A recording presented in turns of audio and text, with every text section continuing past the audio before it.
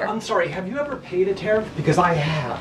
They don't get charged on foreign companies, they get charged on the importers. And ultimately, when we have fair and balanced trade, which the American people have not seen in decades, as I said at the beginning, revenues will stay here, wages will go up, and our country will be made wealthy again. And I think it's insulting that you are trying to test my knowledge of economics and the decisions that this president has made. I'm now regret giving a question to the Associated Press.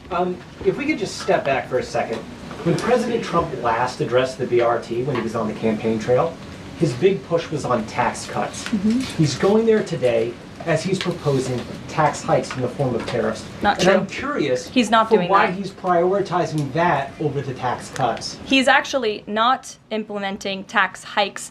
Tariffs are a tax hike on foreign countries that, again, have been ripping us off. Tariffs are a tax cut for the American people, and the president is a staunch advocate of tax cuts. As you know, he campaigned on no taxes on tips, no taxes on overtime, no taxes on Social Security benefits. He is committed to all three of those things, and he expects Congress to pass them later this year. I'm sorry, have you ever paid a tariff? Because I have. They don't get charged on foreign companies, they get charged on the importers. And ultimately, when we have fair and balanced trade, which the American people have not seen in decades, as I said at the beginning, revenues will stay here, wages will go up, and our country will be made wealthy again. And I think it's insulting that you are trying to test my knowledge of economics and the decisions that this president has made. I'm now regret giving a question to the Associated Press. Mary, go ahead. Hey, Caroline. I have two, if that's okay. The first one was on Russia, Ukraine. I know Special Envoy Witkoff said yesterday that Zelensky apologized in his letter to Trump. Can you share any more about that letter and what else might be interesting from it that we don't know? Yes, the president did reference that letter, as you're saying, in his joint address to Congress. And I do have an update. As you know, Secretary of State Rubio and our National Security Advisor Mike Waltz have been negotiating with the Ukrainians today in Saudi. They will be providing a full readout of that meeting very soon. But I can assure you and everybody here and the American people that the news we've received from that meeting throughout the day and the president has been briefed on is positive. This meeting has been productive. I will let Secretary of State Rubio and our National Security Advisor speak to the specifics of what has taken place today when they are ready to do so when the meeting concludes. Lindsay, go ahead. Thank you, Caroline.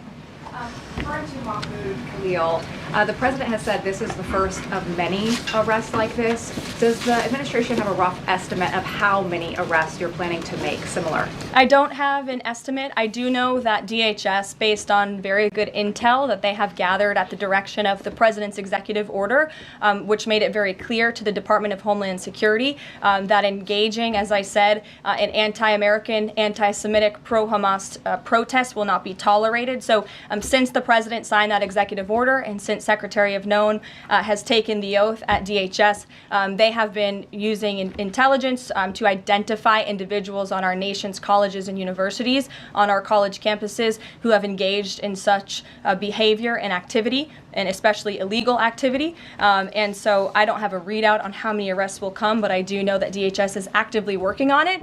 And I also know that Columbia University has been given the names of other individuals who have engaged in pro-Hamas activity, and they are refusing to help DHS identify those individuals on campus. And as the president said very strongly in his statement yesterday, he is not going to tolerate that, and we expect all America's colleges and universities to comply with this administration's policy. Jasmine. Thank you so much, Carolyn, for the question. On Canada, after all of these threats to increase tariffs or turn off electricity, I wonder, does this administration still consider Canada to be a close ally of the United States? Well, I think Canada is a neighbor. They are a partner.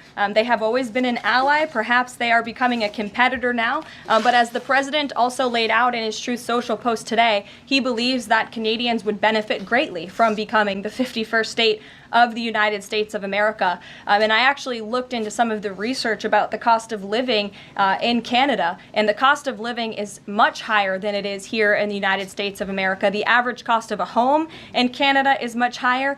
In Quebec, the highest tax rate for an income of $150,000 or more is 53.3%, more than half of Canadians' incomes they are being taxed on. So the president has made it clear that he believes Canadians would be better served economically, militarily, if they were to become the 51st state of the United States of America.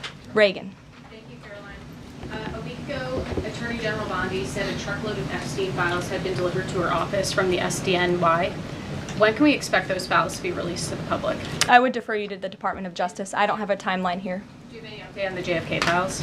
I don't at this moment. Again, I would defer you to our DNI director, Tulsi Gabbard, and also the Department of Justice. I know that they are working on that diligently, as the president requested them to do. Christian. Thanks, Caroline. Two questions, since we've been talking a lot about tariffs. Have there been any updates on standing up the External Revenue Service to collect revenue from that?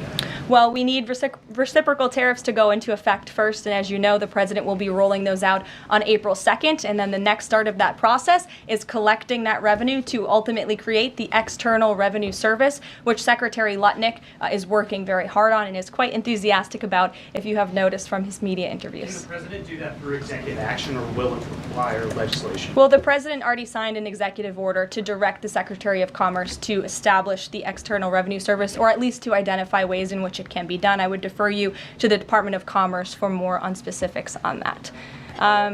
Sure, in the back. Thank you very much, Caroline. I have a few questions on South Korea and North Korea. First question, as you know, South Korean President Yoon has been released from illegal detention. What is the reaction of the United States as an ally? Is there a possibility of a summit with President Trump when President Yoon returns? Second question on North Korea.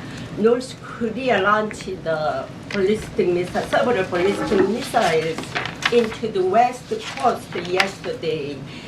What is the White House's reaction on this? Sure. Yes, I'll start with your question on North Korea. We condemn these actions, and we call on North Korea to stop their unlawful and destabilizing actions. As for South Korea, the U.S. and Republic of Korea's alliance is ironclad, and the Trump administration remains in close contact with our South Korean counterparts as we work together to promote a free and open Indo-Pacific. Sure. First question you didn't answer that release of South Korean president from jail. I don't have anything on that, but I can certainly check in with the National Security Council and get back to you. Sure, good to see you. Press Secretary, many are concerned about the validity of President Biden's official actions and also his pardons of the possible criminal actions of individuals such as his family members and Liz Cheney, as information is emerging that many of his official actions were auto-signed, possibly even the pardons, and without his knowledge or consent. Does the White House have any information available currently that Biden was actually the one that approved and signed those pardons? And second question, will the DOJ investigate whether President Biden's cognitive decline allowed unelected staff to push through radical policy and pardons without his knowing approval?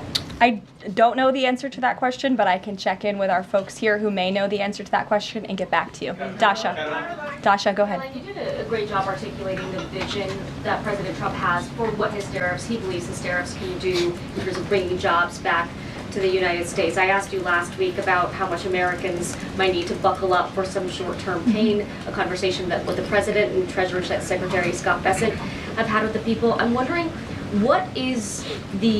how high is the pain threshold for President Trump and for this White House as you watch some of the turbulence in the stock markets, as you field concerns from businesses and potentially see some of those approval ratings drop in the short term? How much is he willing to stomach that, and will he stay committed to his vision for tariffs even as all of this comes up? Well, the president has been working hard every single day to alleviate the pain that was inflicted by the previous administration through massive deregulation, through drill baby drill, as we like to call it, unleashing the might of our energy industry, which we know will ultimately drive down costs for consumers here at home. And again, as I mentioned, the president is intent on signing tax cuts for the American people to put more money back into their pockets, which will ultimately unlock consumer confidence. And again, I'll reiterate the president's words in layman's terms as he does best. The president wants the American people to have so much more money in their pockets, they don't know what to do with it. That's the goal of this administration